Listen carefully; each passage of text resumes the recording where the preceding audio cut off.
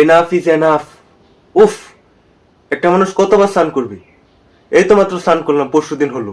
প্রত্যেকটা জিনিসের একটা সীমা আছে, স্নান করার একটা সীমা থাকা দরকার। কোনো কিছু অতিরিক্ত ভালো না। কেউ তো গুগলে সার্চ করে দেখবে না যে কি লিখছে। এই দেখো, dry skin, cracked skin, hair loss, skin condition, essence, এগুলো তো আর চেয়ে দেখবে না। কত প্রবলেম! এই যে ক্র্যাক স্কিন লেখা আছে, ক্র্যাক স্কিন কি বুঝো? কিছুদিন পরে শরীরে চামড়াই থাকবে না।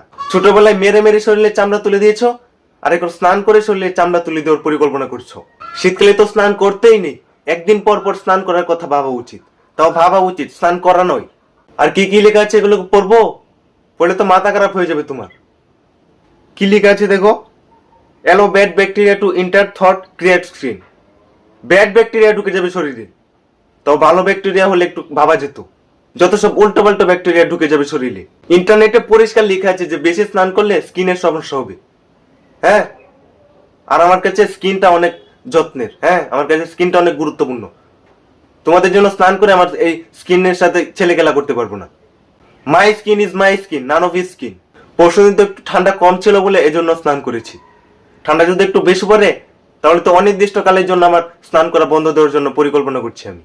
এটা কি লেখা আছে এখানে? ইমিউনিটির প্রবলেম হবে। হ্যাঁ, আমার ইমিউনিটিকে তুমি কমিয়ে দিবে? এটা কি ধরনের অসভ্যতা?